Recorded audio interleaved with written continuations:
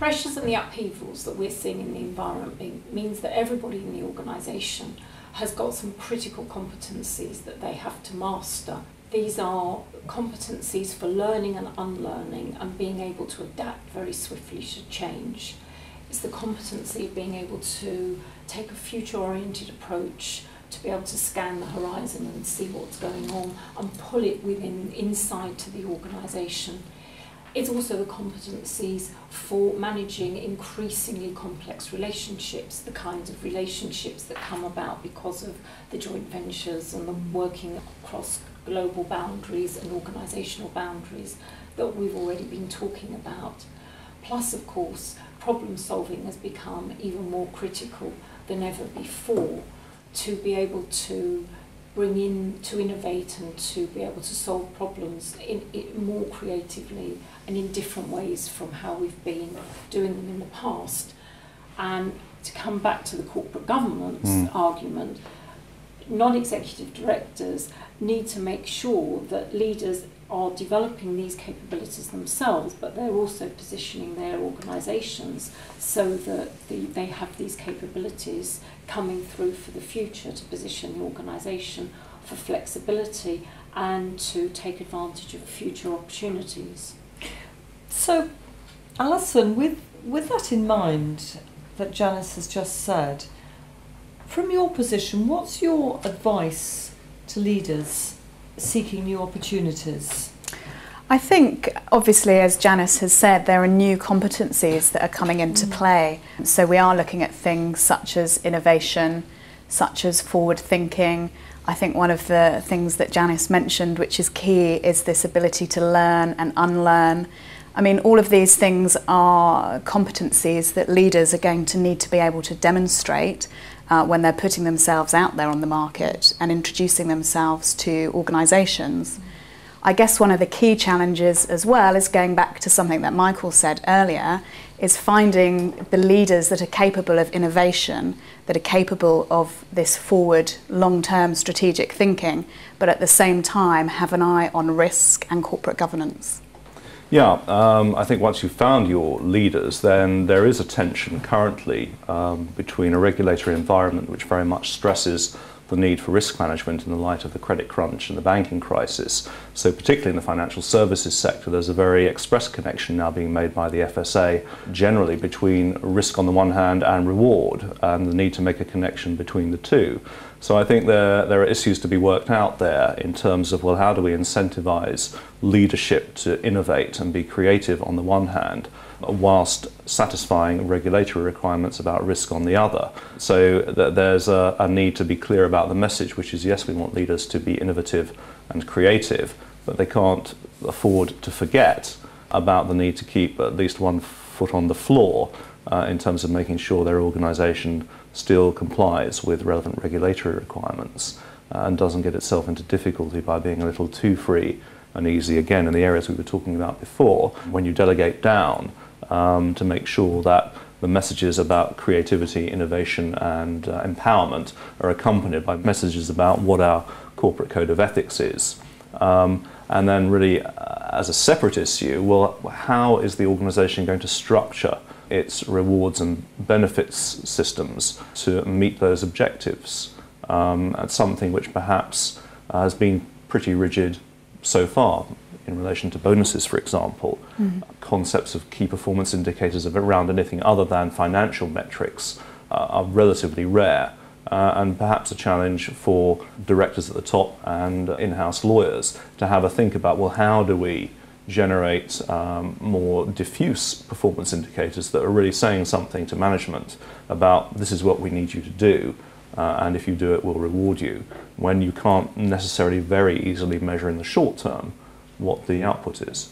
Where we've got to so far around bonuses, for example, which is obviously very much a topic of the moment, is that from a legal and risk management perspective, businesses are very frightened of doing anything which would indicate that bonuses are anything other than completely discretionary, and therefore often shying away from tying themselves down. And maybe businesses need to be less frightened about saying, well, if you do this, then this is your reward, both because of the clarity that it brings in terms of management, and because, in a way, the case law has developed again in the last 30 or 40 years is towards saying to a business in dispute with an employee, whereas 30, 40 years ago, discretionary bonus claim, well, we didn't have to give you anything, so the court can't make us. That's all very much changed, and the question for the court in a dispute is, well, what could the employee reasonably have expected?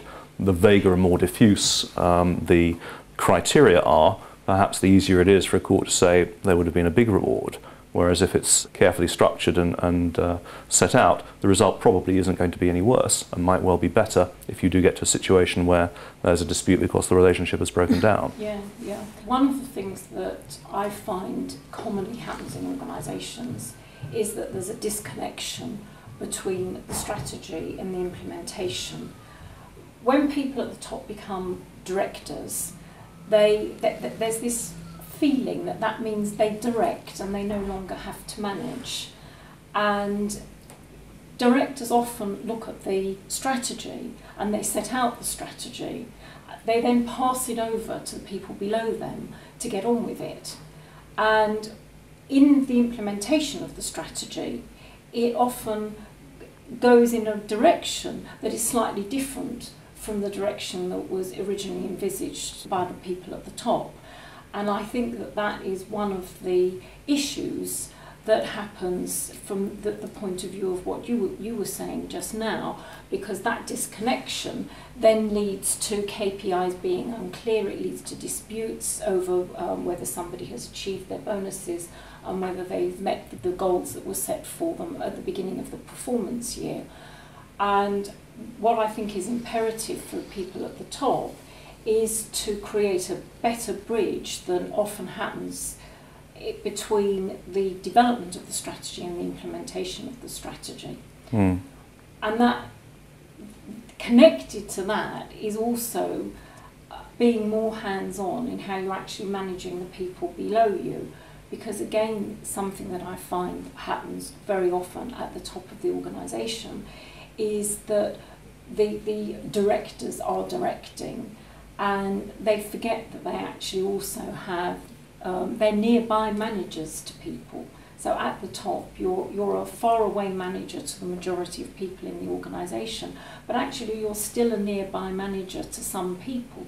And as a nearby manager, you need to go through the usual conversations. You need to have meaningful conversations about performance and careers. You know, in terms of everyday practice in employment law, the conversations with clients are countless, which begin with, this isn't working out. And we talk with the client about the legal consequences of that not working out. But the questions that form in my mind are, one, well, which I would ask the client is, well, have you told them about it? To which the answer is invariably no. And secondly, the question that forms in my mind, which I might not ask, is, didn't you think about this when you were recruiting this person? Because quite often the issue arises from the fact that the person you've recruited has been hired for a job that turns out to be different from the one they're being asked to do. So I think we have those two themes, certainly to my mind, that underlie a lot of employment disputes around performance and sometimes conduct, because everybody gets irritable when it isn't working out, and toys start to get thrown out of prams perhaps, and grievances begin to get raised. And a lot of the time, to my mind, it's around, well, not communicating effectively in the first place, and prior to that, not having thought about the recruitment enough at the beginning. I think, Michael, you've made a very good point there about recruiting leaders, really. It's that the clarity of purpose, not just around the competencies as we've discussed earlier, but the clarity of vision of the organisation, the clarity of role. The organisation needs to start with what exactly they're expecting from this leader that's coming into the organisation.